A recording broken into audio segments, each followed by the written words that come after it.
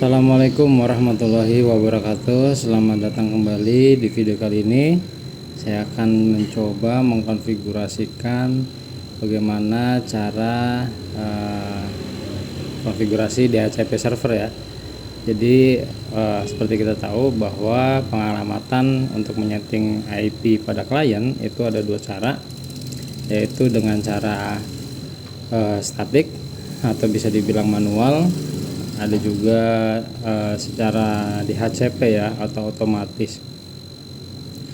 Jadi bagaimana cara untuk konfigurasinya? Yang jelas kita harus install dulu apt namanya isc-dhcp-server ya. Jadi kita harus install dulu. Maka dari itu saya di sini mempunyai dua VM, yang dimana yang satu untuk server, satunya untuk klien.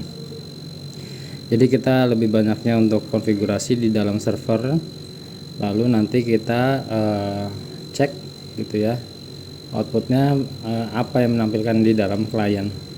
Jadi klien ini sebagai pengecekannya nanti ya, apakah berhasil atau tidak. Oke, yang pertama kita harus aktifkan dulu network adapternya dengan bridge ya. Sini saya sudah siapkan. Kita mulai dulu di dalam server.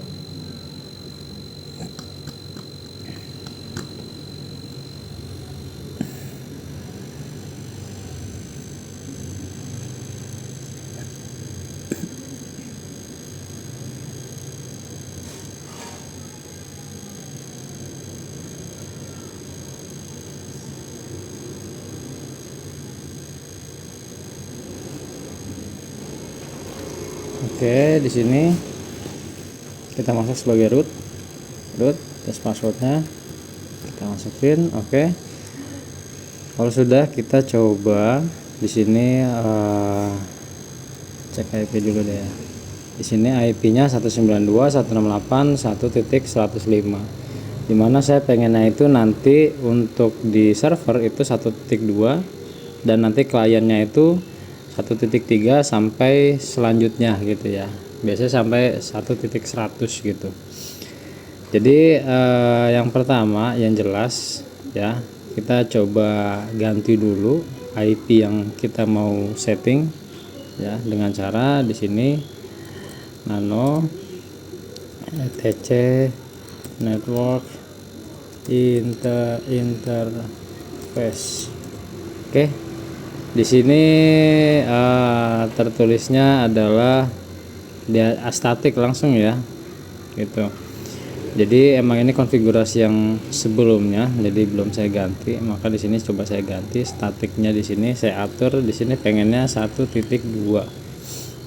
Terus untuk gateway-nya yang jelas 192.168.1.1.1.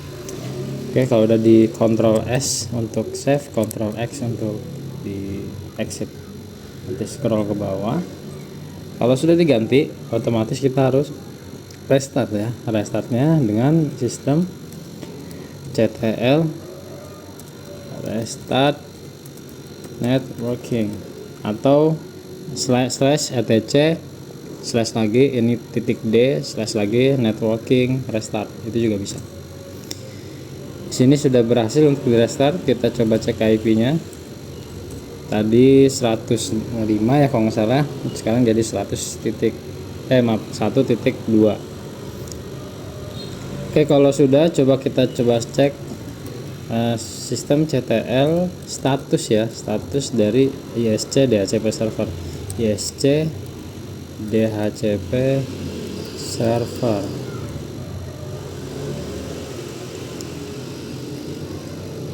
status. Oke, di sini tulisannya could not be found karena emang kita belum download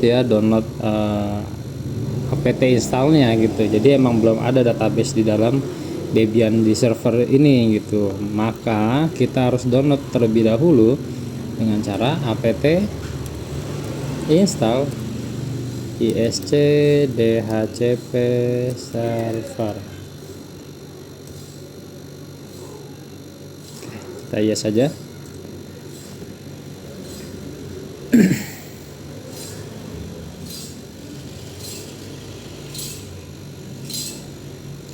Kalau sudah nanti kita clear dulu. Ini kita clear, kita scroll ke atas. Kalau sudah, langkah selanjutnya sudah kita ganti IP-nya, sudah kita ganti ISC-nya, lalu kita masuk ke dalam default-nya. Nano etc default ISC DHCP server. Di sini interface-nya ini kita tulis ENS33 ya, karena kalau kalian coba cek di IPA itu di kolom nomor 2 itu tertulisnya ENS33 seperti itu. Kita save, kita exit. Lalu kalau sudah, kita masuk ke DHCPD config. Caranya nano etc DHCP dhcpd.config. Di sini kita coba ganti di bagian ini ya. Nah, ini kita aktifkan,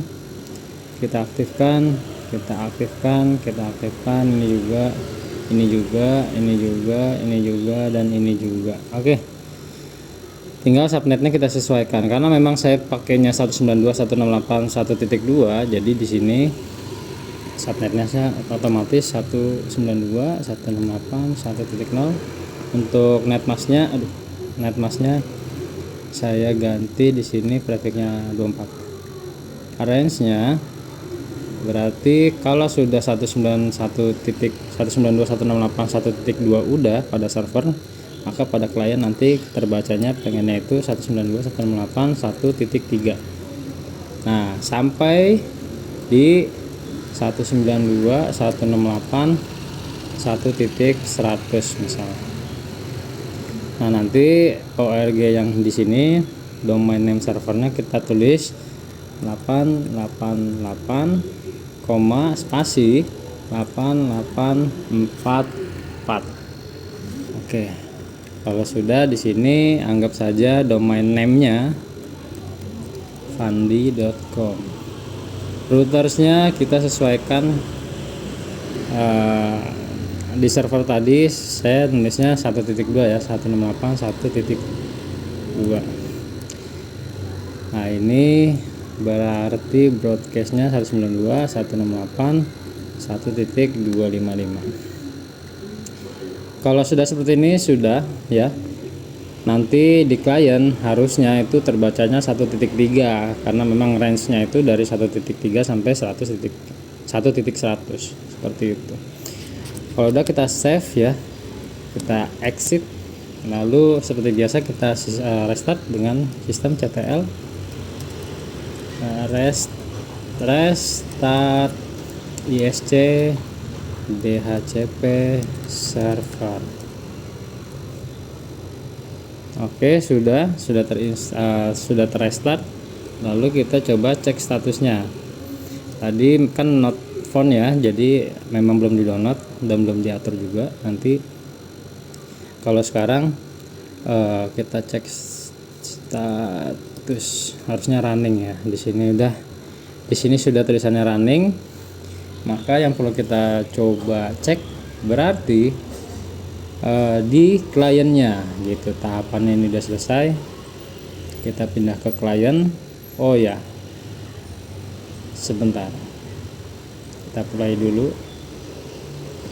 Nanti karena memang servernya ini masih network adapternya itu adalah bridge, jadi yang diterima oleh klien itu belum ada IP-nya seharusnya, karena belum di LAN segmen antara server dengan klien.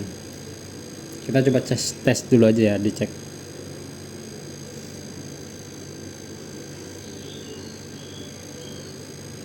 Oke, kita coba masuk ke dalam sini 123.456.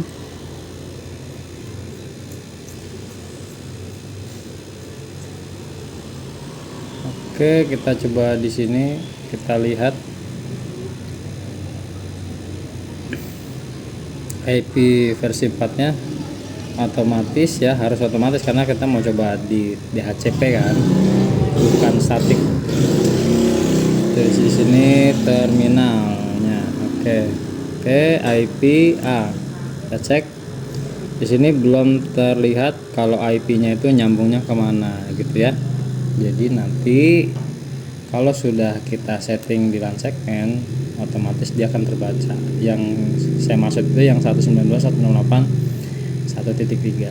Maka dari itu berarti ini harus saya keluarkan terlebih dahulu ya. Kita power off, kita pindah ke klien. Oke, di network adapternya ini di server kita harus ganti dulu yang tadinya bridge menjadi LAN segmen. Jadi harus satu LAN nih antara server dan klien, dan kebetulan klien tadi sudah tersetting network adapternya itu LAN segmen. Jadi mereka ini saling terhubung. Oke, kalau sudah kita play dulu yang servernya, kita aktifkan, kita nyalakan.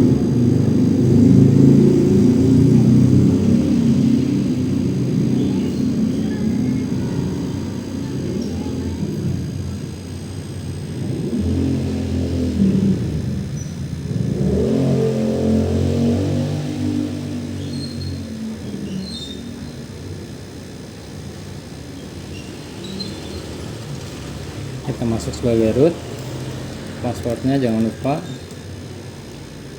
IP A kita cek 192.1.2, dan klien itu berarti 1.1.192.168.1.3 harusnya ya. Kita close dulu. Oh ya. Langsung aja kalau gitu tadi. Terminal IP A. Ya, di sini sudah terbaca kalau di klien tertulisnya sini 192.168.1.3. Seperti itu kurang lebihnya ya. Begitu juga nanti kalau misalkan ditambah klien, berarti nanti klien yang setelah dari ini itu 1.4 sampai ke 100. Oke, kalau misalkan kita masih penasaran, coba kita bikin klien baru ya. Coba aja, kita coba kita cloning ini sebagai klien 2 ya, berarti ya klien 2.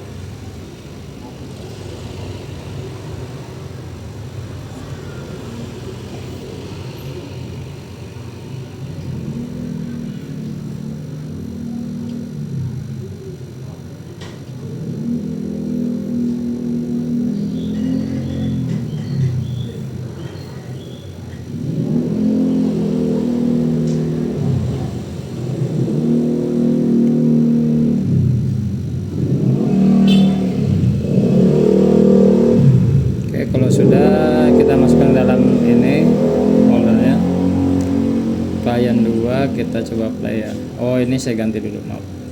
Bridge-nya di sini harus LAN segmennya sama dengan server. Sudah, kita mulai.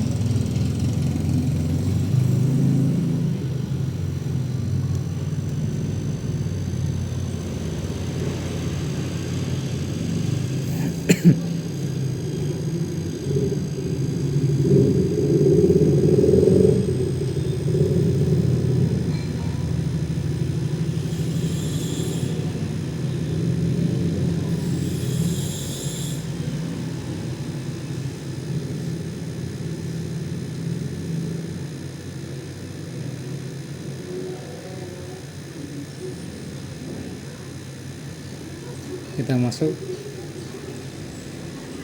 passwordnya. Oke, kita tunggu, kita cek dulu pengaturan internetnya.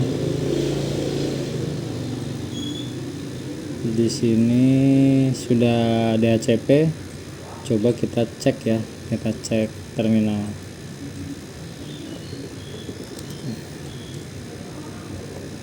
IP ya, di sini tulisnya 1.4 ya. Jadi sudah terjawab bahwa DHCP-nya yang kita konfigurasikan pada server 1 ini itu sudah berjalan ya. Untuk klien yang pertama itu 1.3, berikutnya juga kalau misalkan ada klien lagi, saya tulisnya klien 2, di sini 1.4. Begitu juga seterusnya sampai ke 100, karena range-nya itu yang kita coba konfigurasi di HCP itu 1.3 sampai 100. Berarti ada kurang lebih hampir 97 klien ya yang otomatis. Seperti itu ya. Mungkin sampai sini aja konfigurasi untuk video kali ini tentang DHCP server. Kurang lebihnya mohon maaf. Terima kasih sudah nonton sampai habis. Saya akhiri. Wassalamualaikum warahmatullahi wabarakatuh.